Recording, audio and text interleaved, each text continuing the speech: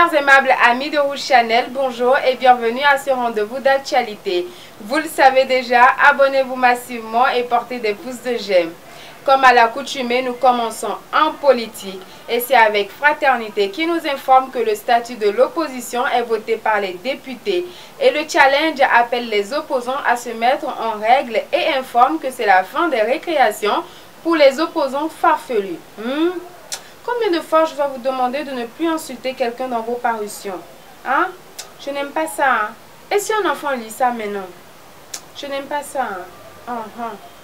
L'affiche du jour se questionne au sujet de l'éternel duel Talon Yahi. À quand la fin de ce marché politique? Et Matin Libre fait un zoom sur la crise qui reste entière. Finalement, à quoi aura servi le dialogue politique, se demande le quotidien. De répondre. Vous voulez que je réponde? Je ne sais pas aussi, je ne sais pas, je ne sais pas, je ne sais pas, je ne sais pas. Le confrère de la matinée pense que le président de la République, M. Patrice Talon, doit céder. Car selon le journal, le chef de l'État sera seul devant l'histoire pour répondre de ses actes. Bon, est-ce que moi, mon prégo, vous a dit qu'il n'est pas prêt à répondre? Hein? Non mais vous-même, vous écrivez, hein? Ah, vous écrivez trop même. Ok. Depuis, je ris seulement. Selon Jeune Afrique, le président d'honneur du parti FCBE compte faire son comeback définitif en décembre prochain. On vous attend, monsieur l'ancien président Boni Yahi, et j'espère que cette fois-ci, ce n'est plus un flash. On vous attend. Venez, vous êtes béninois. Venez, venez dans votre pays. Revenez dans votre pays. Le Nouvel Observateur se demande si la 8e législature de l'Assemblée nationale est au service du peuple ou d'une seule personne. Questionnement. Dans ma langue, on dit Tambaya. Et puis, enfant, on dit Okambio. En tout cas, moi, je continue mon chemin. Je ne veux pas de problème. Lors des assises à Paris, la gouvernance de Talon est passée au scanner, informe la dépêche. Nord-Sud Quotidien rajoute que l'opposition dénonce un déni de démocratie. Ah bon? Et Papa Paris a trouvé quelle solution, s'il vous plaît? Moi, c'est ce qui m'intéresse.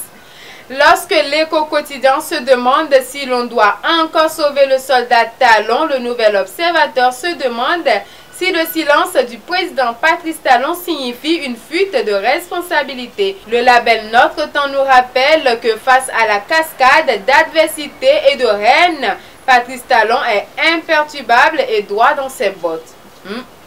En avant, Prégo. En relations internationales, La Nation hisse à sa une 6 nouveaux ambassadeurs accrédités au Bénin et les 4 vérités placardent à sa une. Le Bénin expulse Olivier Net, l'ambassadeur de l'Union européenne.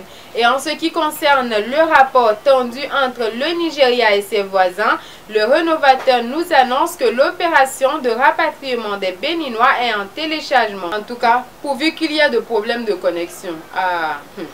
En économie, en ce qui concerne le budget des ministres, le quotidien Fraternité rapporte que le ministre de la Culture défend 30 milliards, le ministre de la Décentralisation a prévu 44 milliards et le ministre de la Justice a projeté 17 milliards. La police républicaine est décidée à décourager les malfrats sur l'ensemble du territoire national béninois. Et comme l'explique le quotidien Télégramme dans sa livraison du jour, 5 malfrats abattus à Hévier, 4 à Akasato et comme bilan plusieurs blessés et d'importantes sommes emportées à Zanyelando.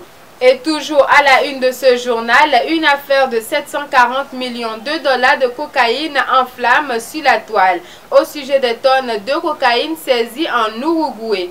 La dépêche précise que c'est 3 tonnes de cocaïne en transit vers le Bénin. Dans les colonnes d'Afrique Express, on peut lire que la justice a rendu son verdict. L'ancien ministre de la Justice du président Boni Yahi a été condamné par le tribunal à 2 ans de prison ferme et 2 millions d'amende. À ce sujet, Dynamisme Info se demande cette décision de la justice pour quel effet? Et puis par rapport à Adjavon, Kounche, Léadi, Seydou, où en est-on? Le nouvel observateur à propos de l'exil forcé de Sébastien Germain Adjavon nous fait observer que 4000 emplois directs et indirects en l'air, et donc de dizaines de milliards perdus pour l'État. L'événement du jour change d'angle pour nous parler de mauvaise qualité des services GSM. À ce sujet, l'ARCEP met en garde les opérateurs Move et MTN. Il est temps. Il nous fatigue trop. Oh.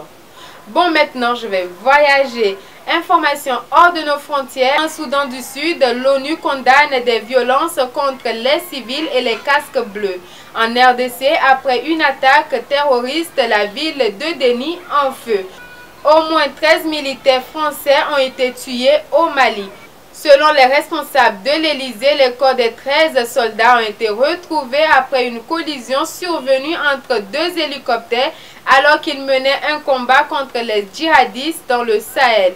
En sport, pour finir, le stade René Pleven est disqualifié par la Confédération africaine de football, apportant de sources dignes de foi. Chers amis de Rouge Channel, ainsi s'achève cette revue de presse. Merci pour votre aimable attention et merci de partager et de porter des pouces de j'aime.